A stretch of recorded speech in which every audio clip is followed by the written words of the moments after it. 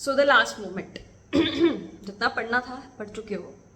अब कुछ ऐसी बातों का ध्यान रखना है बस, जो गलती आप ना करो तो आपके 5 से 7 मार्क्स इंक्रीज हो सकते हैं। उन चीज़ों का ध्यान रखना है। मैंने सोचा उन सारी चीज़ों को मैं लिस्ट आउट कर देती हूँ कि मैंने जब एफकैट का एग्ज़ाम दिया तब what was my feeling like. ये चीज़ें अराइज तब हुई जब मेरी रियल एस्पायरेंट से बात हुई। कैसा डर होता है, क्या सेफ स्कोर होता है, कैसे पेपर अटेम्प्ट किया जाता है, किन किन बातों का ध्यान रखना होता है, क्या दिमाग में सोचना चाहिए। तो मैंने सोचा कि चलो ठीक है, विल रिकॉर्ड कॉल और इसको डिटेल में बात करते हैं। This call is now being recorded. या हिमांशु। हेलो, हाय मैम, प्रणाम। प्रणाम, कैसे हो? बढ़िया हूँ मैम। मैम बड़ी टेंशन हो रही है मैम, अभी एफकेट का पेपर आ रहा है और ये मेरा फर्स्ट टाइम है, मेरा 9th को पेपर है फर्स्ट शिफ्ट में। मैम क्या करूँ, बड़ी टेंशन हो रही है। होनी चाहिए, एग्ज़ाम काफ़ी हाई लेवल है और बहुत बड़ा एग्ज़ाम है यार। डर का माहौल तो होना ही चाहिए। इट विल मेक श्योर कि तुम अच्छे से सोच समझ के पेपर को अटेम्प्ट करो। हाँ यस मैम, एक चीज़ ये तो है, और मैंने मैम सुना है फर्स्ट टाइम है तो मेरे लाइक सीनियर्स बोल रहे थे कि इसमें लाइक चप्पल या सैंडल्स एंड ऑल ये सब का भी कुछ इश्यूज रहता है, लाइक इयरिंग्स नहीं होने चाहिए कान में, कुछ भी like belt and all metal related, ऐसा भी कुछ है क्या ना? तुम्हें क्यों इयरिंग का इशू होने लग गया है? किसके लिए पूछ रहे हो? मैम अपने लिए पूछो, किसी और के लिए पूछ रहे हो? मैम मैं भी लाइक मैं बेयर करता हूँ ओके। इसीलिए। देखो, मैं सबसे पहले ये कहना चाहूँगी तुम्हें कि एडमिट कार्ड डाउनलोड करो। हर एक इंस्ट्रक्शन लिखा है वहाँ पे। ट्रस्ट मी, जो चीज़ वहाँ पे चाहिए, क्या डूज हैं, क्या डोंट्स हैं, क्या कैरी करना है, everything is mentioned in the admit card. एक बार पढ़ो उस चीज़ को। क्यों डिलेमा में रहना, है ना? कि अभी मैंने बोल दिया कि हाँ ठीक है चलेगा चलेगा, बट द रियल थिंग, आप ऑफिसर का एग्जाम देने जा रहे हो तो start with that particular thing, है ना? इंस्ट्रक्शन में एक एक चीज मेंशन है, read it out and collect the thing. ठीक है? Yes ma'am. और तुम्हारा वो इशू तो नहीं है आधार कार्ड में एक नंबर अलग हो गया है टाइप्स। अभी 2 दिन पहले मुझे एक डाउट आया था कि मैम एक ही डिजिट का डिफरेंस है बस आधार कार्ड में, तो क्या आई विल बी अलाउड और नॉट? ये तो इशू नहीं है तुम्हारे साथ? ना ना मैम, ऐसा कोई इशू नहीं, मैंने फॉर्म अच्छी तरह भरा था। बाकी मैम वही इश्यूज है, लाइक वोकैब, इंग्लिश में वोकैब है मैम याद नहीं होते, एंटोनिम्स सिनोनिम्स मेरे को थोड़ी बहुत प्रॉब्लम्स आ रही है। क्या करा जाए मैम उस चीज के लिए? कितना टाइम है तुम्हारे एग्जाम को? है अब कितना? तो मैम नहीं है, 2 ही दिन है। सी, अब जितना तुमने पढ़ना था पढ़ चुके हो तुम। ठीक है? Yes ma'am. तुम्हारे पास सफिशिएंट अमाउंट ऑफ टाइम था। 2 महीने 3 महीने is more than enough for your AFCAT exam. और वोकैब ऐसा पोर्शन है कि ऐसा नहीं है कि एक 10 वर्ड्स की लिस्ट है और तुमने मगअप कर लिया और हो गया, वही आ गया। It is endless. तो अभी उन चीज़ों को बंद कर दो, खासकर अनप्रिडिक्टेबल चीज़ों को तो तुम बंद कर सकते हो। ठीक है? जितना पढ़ा है, जो पढ़ा है, just have faith in yourself and attempt the paper. Yes ma'am. vocab no, big time no, but हाँ Yes, ma'am. इंग्लिश में just you can go through कुछ रूल्स देख सकते हो आखिरी मोमेंट पे। कुछ रूल्स होते हैं जो मोस्ट ऑफ रिपीटेड होते हैं, टेंसेस होते हैं जिनके क्वेश्चन ज़्यादा देखने को मिलते हैं, फिल इन द ब्लैंक्स में, क्लोज कंपोजिशन में, इवन स्पॉटिंग द एरर में टेंसेस वाला पोर्शन ज़्यादा होता है। एक बार उसको देख लो बस। बाकी मैम और लाइक मैथ्स में कैलकुलेशन प्रॉब्लम्स बहुत आ रही है, लाइक कुछ पॉइंट से ही गलत हो रहा है आंसर हर बार, और पता है? वहाँ तो लाइक पता नहीं क्या होगा, वहाँ तो प्रेशर भी रहेगा टाइम का, तो क्या करा जाए मैम उस चीज़ के लिए? लाइक देखो लिमिटेड क्वेश्चन ही अटेम्प्ट करूँ? देखो, मैथ्स हमेशा से मेरी कमजोरी रही है। ठीक है? तो Yes, एक ma'am. चीज मैं बताती हूँ। अभी तो तुम घर पे सॉल्व कर रहे हो तो इतना सही गलत का पता नहीं चलता, बट जब तुम एग्जाम में जाओगे तो एग्जैक्ट सिचुएशन जो मेरे साथ भी पता है क्या हो रखी है, कि मैं जब सॉल्व करती हूँ पेपर को, मतलब मुझे पता है मैंने सारे क्वेश्चन मैथ्स के टाइप के क्वेश्चन सॉल्व कर लिए हैं, मुझे पता है कैसे सॉल्व करना है, बट कहीं पे ऐसा होता है ना इंटरमीडिएट आंसर आता है, जैसे 20 आंसर बीच में कहीं आया है और वही 20 मैंने देख लिया, ऑप्शन में भी है, तो जल्दबाजी के मारे आई जस्ट सिलेक्ट द 20। क्योंकि 20 आ गया, 20 आ गया, बट मुझे ये भी ध्यान रखना था कि वो 20 फाइनल आंसर नहीं है, उसके बाद उसका और थोड़ा प्रोसेसिंग करना था, 2-4 स्टेप्स और रह गए हैं। और यार एफकैट पेपर बनाने वाले स्मार्ट होते हैं, वो सिर्फ रैंडम ऑप्शंस नहीं देते, वो ऐसे ही ऑप्शन देते हैं जो आ सकते हैं, है ना। और 20 आपने देख लिया, आपकी है ना दिल की धड़कन 100 से पार हो चुकी होगी कि ओके यार आ गया आंसर आ गया। और एफकेट इज एग्जाम जहाँ पे लोगों को टाइम कम पड़ता है, क्योंकि मैथ्स और रीजनिंग दोनों है। तो इस चीज का ध्यान रखना, यहाँ पे नेगेटिव नहीं होना चाहिए। ये ऐसे मैथ्स के क्वेश्चन हैं जो तुम्हें आते हैं, बट थोड़ा घबराहट के मारे तुम गलत टिक कर देते हो। इस चीज का ध्यान रखना कि सारे स्टेप्स इंश्योर्ड है। डोंट सी द ऑप्शंस, पहले पहले अपना सॉल्व करो, लास्ट आंसर आने के बाद तुम उसको टिक करो, ठीक है। Yes ma'am. एंड मैम एक चीज और इसमें मैं ये पूछना चाह रहा लाइक मेरा फर्स्ट टाइम है, तो मैं अभी अटेम्प्ट कैसे करूँ सीक्वेंस, लाइक कैसे जीएस से शुरू करें, मैथ से, किस चीज से शुरू करूँ अभी मैं? This is my personal opinion, ये यूनिवर्सल चीज नहीं है। मेरे ख्याल से तुम्हें रीजनिंग से शुरू करना चाहिए। रीजनिंग से क्यों शुरू करना चाहिए? क्योंकि मैंने ना हमेशा ही बोला है कि रीजनिंग का पेपर आसान होता है, कुछ ऐसा 30 मार्क हाँ टाइप क्वेश्चंस नहीं आ जाते। 10th क्लास का बच्चा भी सॉल्व कर सकता है, अगर तुम उसे थोड़ा सा ज्यादा टाइम दो ना, रीजनिंग वो आराम से सॉल्व कर देगा, है ना। क्या ही चीज है कि एरो ऐसे घूम रहा है, इसकी एनालॉगी क्या होगी, कैसे सेटिंग अरेंजमेंट है, कैसे डायरेक्शन चल रही है, ऐसे कोई क्वेश्चन नहीं आते जो बहुत ही अव्वल लेवल के हो। बट प्रॉब्लम कहाँ होती है कि रीजनिंग में हमारा जो फ्रंटल ब्रेन है वो स्ट्रेस के मारे फंबल अप कर जाता है और हम वो कड़ी पकड़ नहीं पाते, और ज्यादातर रीजनिंग हमेशा लास्ट में होता है। तो अब तुम उल्टा करना, रीजनिंग को पहले अटेम्प्ट करो जब तुम्हारा दिमाग शांत है, तुम्हारे पास टाइम है, टेक दैट टाइम। तो हम क्या करते हैं जनरली, 100 क्वेश्चन आ रहे हैं divided by the given amount of time. No, GK में तुम्हें क्यों टाइम चाहिए? जीके में इट इज स्ट्रेट फॉरवर्ड, या तो तुम्हें क्वेश्चन आता है या तो नहीं आता। 5 सेकेंड में यू गेट टू नो कि ओके प्लासी की लड़ाई मुझे पता है या नहीं, किसके बीच में लड़ी गई है या नहीं, दैट्स इट। 10 सेकेंड लगते हैं मैक्स टू मैक्स सोचने में, अगर 10 सेकेंड में नहीं आया you can not recall it. जबकि मैथ्स में यू रिक्वायर टाइम, रीजनिंग में यू रिक्वायर टाइम, राइट। तो start your paper with reasoning, start then maths पे जाओ, क्योंकि ये दोनों ऐसे सेक्शन है कि जब तुम्हारा दिमाग ठीक रहेगा, तुम्हारे में एनर्जी रहेगी, तुम्हारे पास टाइम रहेगा, तुम सही कर सकते हो। उसके बाद फॉलोड बाय इंग्लिश को सॉल्व करो। जीके को लास्ट में रखो, क्योंकि GK don't deserve that amount of time.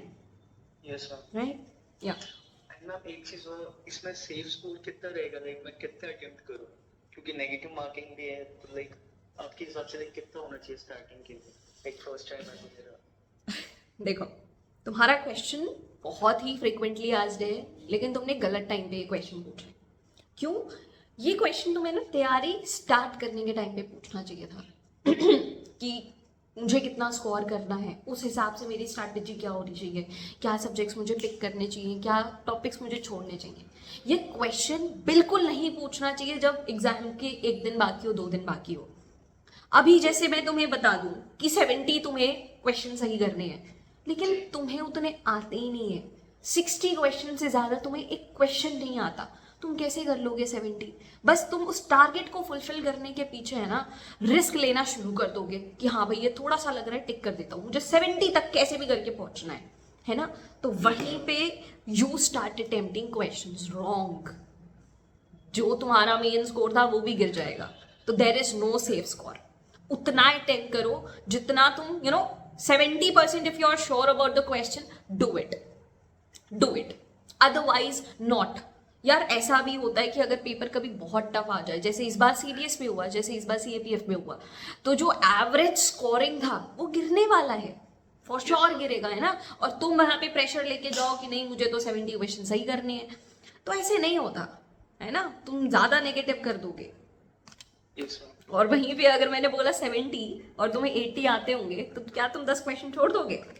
हैं? वही बात होती है, there is no safe score, just do whatever you know, negative नहीं करना है बस।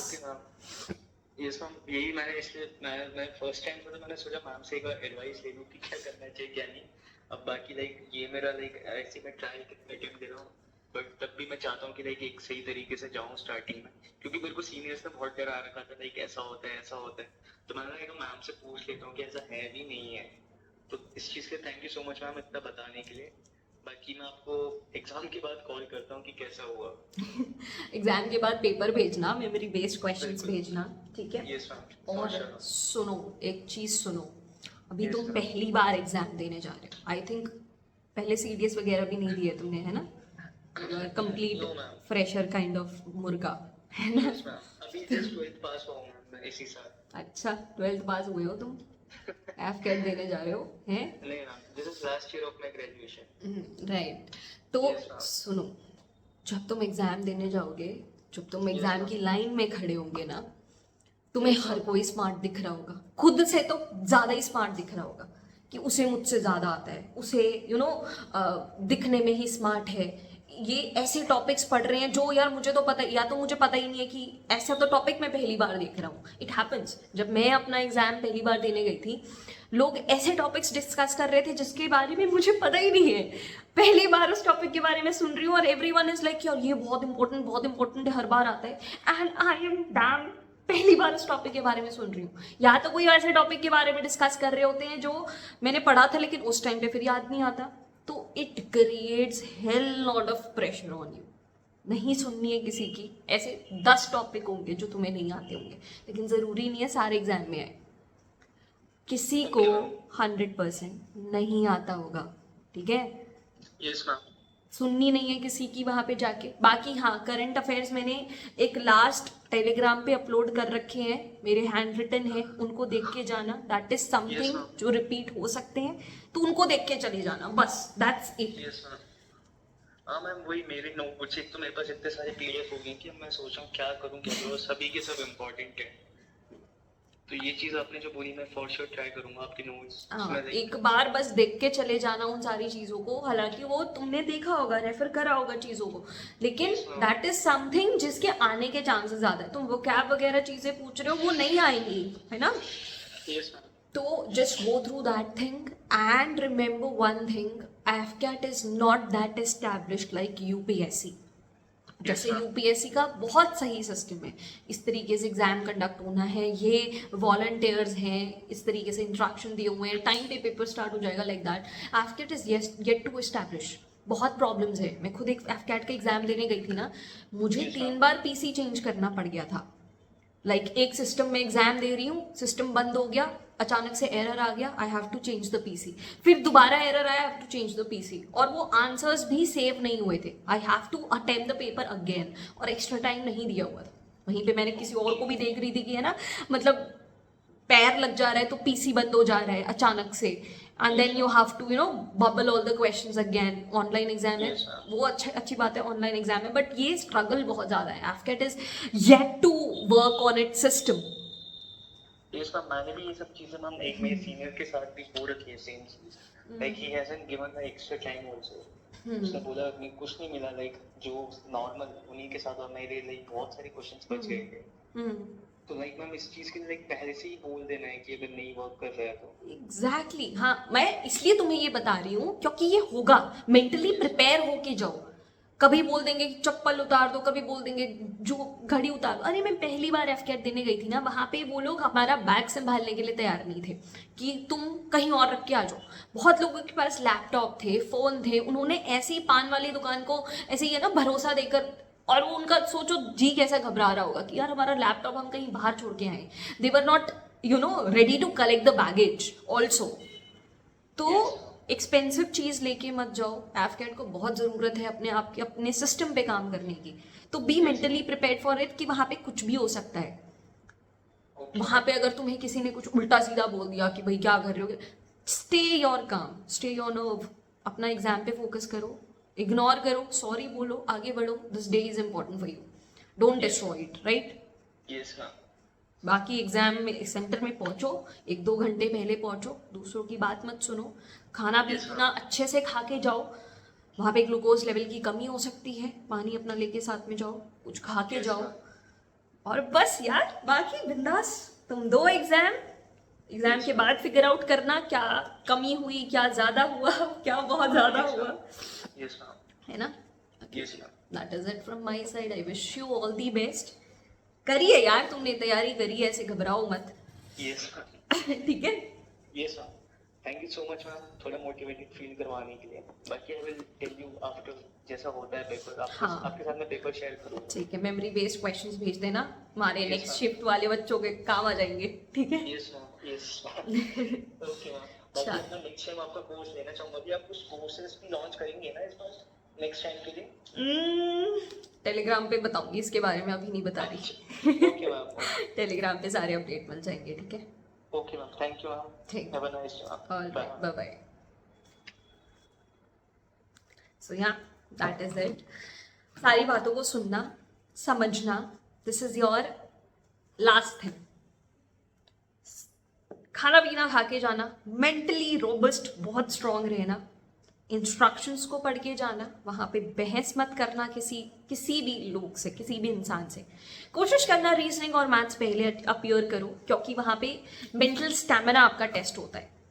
इंग्लिश और जीके में तो आप कर लोगे, बाद में that is the rest part. आपको आता होगा आप कर लोगे, नहीं आता होगा नहीं कर पाओगे। बट मैथ्स और रीजनिंग इज समथिंग कि आपको आता भी होगा, and if your mental status is not okay तो आपका स्कोर इफेक्ट हो सकता है।